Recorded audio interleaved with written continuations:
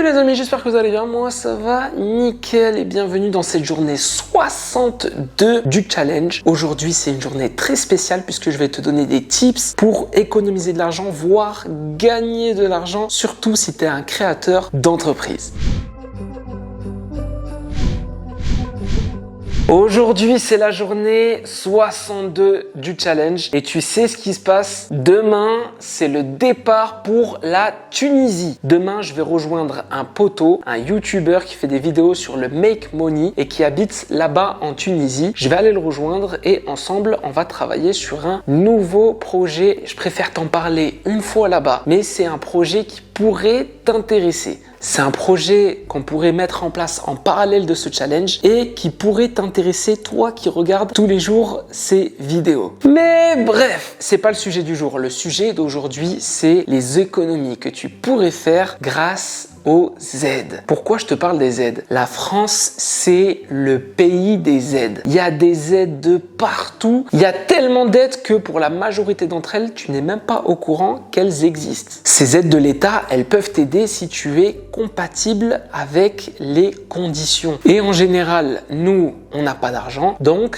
on rentre dans l'essentiel des conditions de compatibilité aux aides. Et là, c'est intéressant pour nous de constater de quelles aides on a le droit pour pouvoir en bénéficier. Il y a certaines personnes qui vont te dire j'aime pas les gens qui profitent des aides, ceci, cela. Et mon ami, c'est légal. Si tu y as droit, alors tu la demande. Si tu as droit à une aide, tu la demandes. Il n'y a pas de profitage, il n'y a pas de... C'est simple, la règle, elle existe, l'aide, elle existe pour un certain type de personnes. Si tu rentres dans les conditions de ce type de personnes, tu profites de l'aide. C'est logique. Maintenant, parlons plus précisément des aides concernant les entrepreneurs. Il y a beaucoup d'entrepreneurs qui créent leur petite micro-entreprise ou leur société et qui ne sont pas au courant de toutes les aides pour lesquelles ils pourraient en bénéficier. Et pour ça, il y a un site internet que je te partage qui s'appelle aide-entreprise.fr. Grâce à ce site internet, tu vas pouvoir voir plus de 2000 aides qui sont disponibles et pour lesquelles tu es peut-être compatible ou ta société est peut-être compatible. Pour ça, tu peux regarder parmi les différentes sections ou alors tu peux mettre directement ton numéro de SIRET et le site internet te dira directement à quelles aides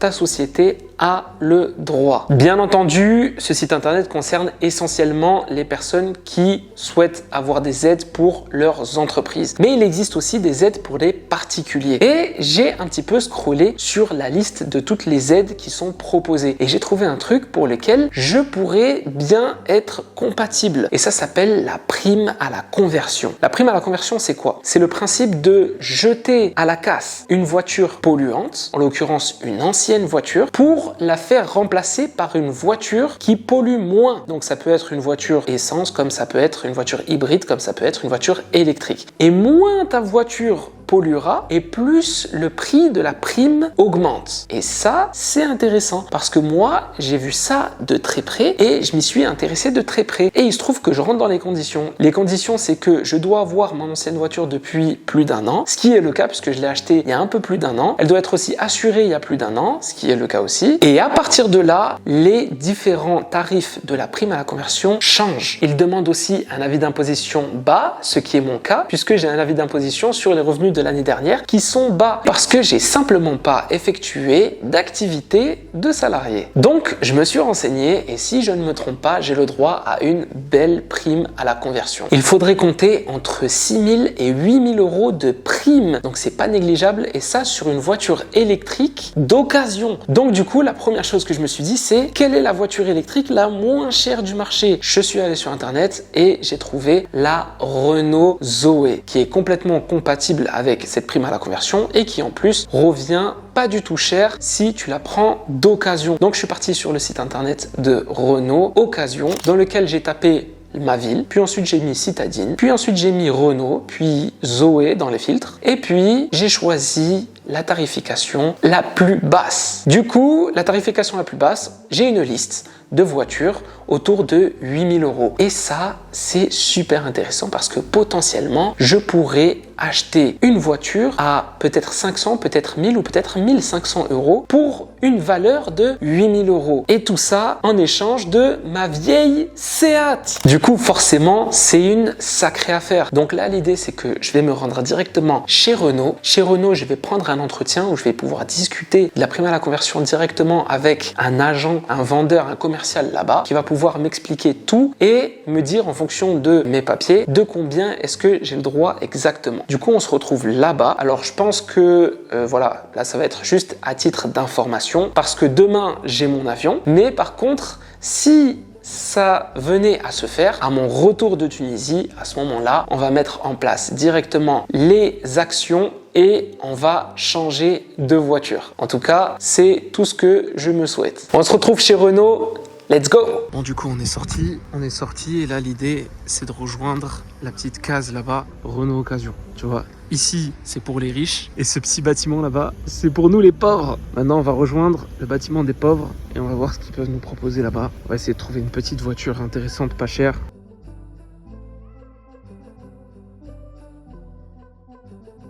Je sors de mon rendez-vous de chez Renault et j'ai pu voir qu'il y avait la voiture électrique la moins chère, c'était la Renault Zoé. Je vais te montrer tout de suite à quoi ça ressemble. Et la Renault Zoé, dessus, je peux bénéficier de la prime à la conversion. Donc la prime à la conversion sur la Renault Zoé, elle me permet grâce à mon avis d'imposition, je suis éligible pour la prime à la conversion à 6 000 € et un bonus écologique sur les voitures d'occasion à 1 500 €. Ce qui me fait un total de 7 500 €. Et il se trouve qu'on a trouvé un véhicule qui était à peu près à 8 000 €. Donc, occasion que j'ai bloqué. Donc, c'est bon, on a pu la bloquer. Maintenant, on va faire le dossier, tout ce qui est administratif. Il faut que la Seat, derrière, je puisse la leur livrer. Eux, en fait, ce qu'ils demandent, c'est soit je livre la Seat et du coup, eux la récupèrent et ils se débrouillent, soit je l'envoie à la destruction et je leur ramène le papier de la destruction. Alors, ce que je sais, et ça, c'est un vrai tips là que je te donne, c'est que ici, si je leur ramène, eux, ils vont la ramener à la destruction et ils vont prendre un billet pour la ferraille. Nous, ce qu'on va faire, c'est que nous-mêmes, on va la ramener à la destruction. On va prendre un billet pour la ferraille. Ce billet, ça peut être 100, 200, des fois 300 €. Surtout les petites voitures comme ça, tu vois, tu prends 100, 200 €. C'est déjà ça de prix et si tu leur donnes à eux, ben, c'est eux qui vont les prendre. Donc l'idée, c'est de ramener la petite Seat à la destruction, à la casse, de prendre un billet sur le prix de la ferraille, donc sur le poids de la voiture, de prendre du coup le certificat de destruction, de le rajouter à mon dossier avec l'avis d'imposition, ma pièce d'identité, ce genre de choses et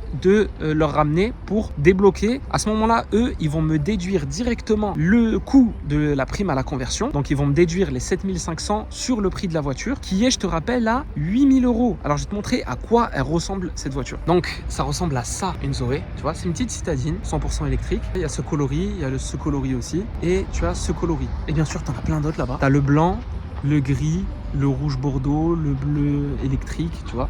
Ça ressemble à ça. Et si tu veux, celui qu'on a trouvé, j'aime bien le violet là-bas, celui-là. Et celui qu'on a trouvé, c'est un comme celui-ci.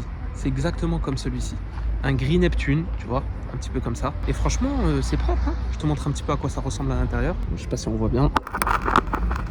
En tout cas, c'est clean. Regarde son prix. Son prix est à celle-ci, elle est à 8 350. Pour 8 350, sachant que regarde celui-ci est à 8 250. Donc pour le prix, tu as une prime à la conversion de 6 000 € grâce bien sûr au fait que j'ai une voiture disponible à la destruction. Pour que ton ancienne voiture que tu vas mettre à la destruction, pour qu'elle soit compatible avec cette offre-là, il faut que tu l'aies depuis plus d'1 an. Donc sur la carte grise, il faut que tu l'aies depuis plus d'1 an. Il faut que tu sois assuré dessus depuis plus d'1 an et il faut qu'elle soit mise à la destruction. Donc il te faut le papier de la destruction. Une fois que tu as ça et une fois que tu es compatible au niveau des papiers de l'avis d'imposition, c'est bon. Tu peux faire la demande de la prime à la conversion et du coup, c'est une voiture que j'aurai quasiment gratuitement parce que je vais devoir ajouter l'équivalent de 500-600 € pour une voiture électrique comme ça. Alors c'est de l'occasion et celle qu'on a trouvée, elle est à 80 000 km, ce qui est très raisonnable pour une voiture à 500-600 euros. Donc j'ai pas à me plaindre. Donc là, l'idée c'est de commencer à préparer le dossier. L'idée ça va être aussi de commencer à mettre la voiture à la destruction. Donc on va envoyer la voiture à la destruction et essayer de récupérer aussi un petit billet. D'ailleurs, à la destruction, si je réussis à récupérer un billet de 200 voire 300 euros, et bien ça sera 200-300 euros qu'on pourra déduire de l'achat de la voiture. Si la voiture me coûte 500-600 euros, grâce au billet de la destruction, elle me coûtera l'équivalent de peut-être 300, peut-être 400 euros. Donc on essaye d'optimiser au maximum. Comme quoi, tu vois, il faut se renseigner sur les aides. Si tu te renseignes pas sur les aides, potentiellement tu peux passer à côté d'opportunités. Allez, je te laisse, je m'occupe des papiers et on se tient au courant. À demain.